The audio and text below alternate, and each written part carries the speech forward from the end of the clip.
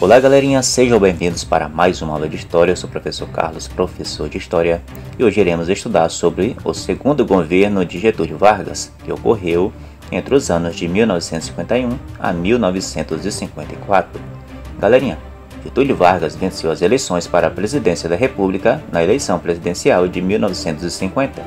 Desta vez, em eleições diretas, retornando ao poder, colocou em ação novamente sua política nacionalista e trabalhista, cujo objetivo era desenvolver a indústria de base no país.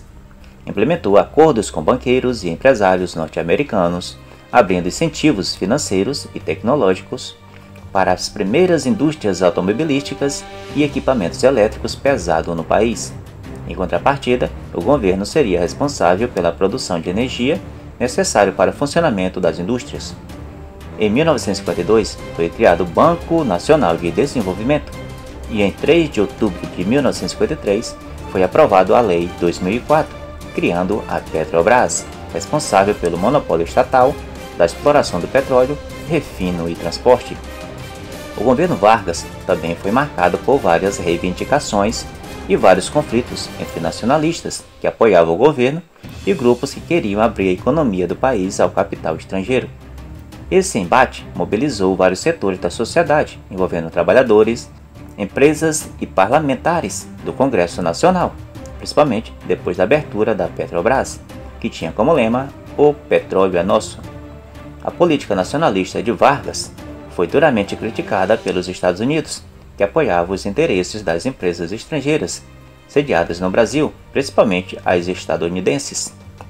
Outro fator agravante do governo Vargas, que gerou vários debates, foi a sugestão do ministro do Trabalho, João Goulart, que, a mando do presidente Vargas, autorizou um aumento de 100% no salário mínimo de 1954, visando combater as greves de trabalhadores espalhados pelo país. Essa medida recuperou parte do poder aquisitivo dos trabalhadores, mas deixou insatisfeitos os empresários e a oposição política. A pressão da oposição foi tão forte que obrigou Goulart a renunciar, e o governo teve que suspender o aumento. Os grupos de oposição utilizavam a mídia para criticar duramente Getúlio Vargas, acusando de preparar um golpe que criaria uma república sindicalista no país, semelhante ao ocorrido na Argentina por Juan Domingos Perón, presidente da Argentina. O jornalista Carlos Lacerda, da UDN, liderava o maior grupo antivarguista e expôs pessoas corruptas ligadas ao governo.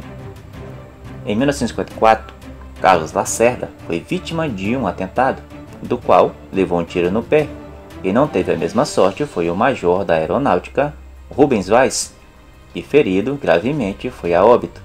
O episódio ficou conhecido como o crime da Rua Toneleiros. Algumas investigações sobre o crime indicavam que o assassinato cumpria a ordem de Gregório Fortunato, que era chefe da guarda presidencial. O crime abalou o país. Gregório Fortunato foi preso. As notícias sobre o crime deram força aos ataques da oposição, que exigia a renúncia do presidente e ao mesmo tempo organizava um golpe para tirá-lo do poder. As Forças Armadas e o vice-presidente Café Filho pediram a renúncia do presidente. Em 22 de agosto de 1954, oficiais da Força Aérea também exigiam que Getúlio Vargas deixasse o cargo, e o Exército e outros grupos da sociedade assinaram um manifesto semelhante. Sentido isolado, Vargas escreveu uma carta endereçada ao povo brasileiro e suicidou-se em 24 de agosto de 1954, no Palácio do Catete, com um tiro no coração. Um dos trechos da carta de Vargas dizia: "O ódio respondo com perdão, e aos que pensam que me derrotam, respondo com minha vitória. Lutei contra a expoliação do Brasil, lutei contra a expoliação do povo. Tenho lutado de peito aberto. O ódio, as infâmias, a calúnia não abateram meu ânimo. Eu vos dei a minha vida, agora serenamente dou o primeiro passo no caminho da eternidade e saio da vida para entrar na história."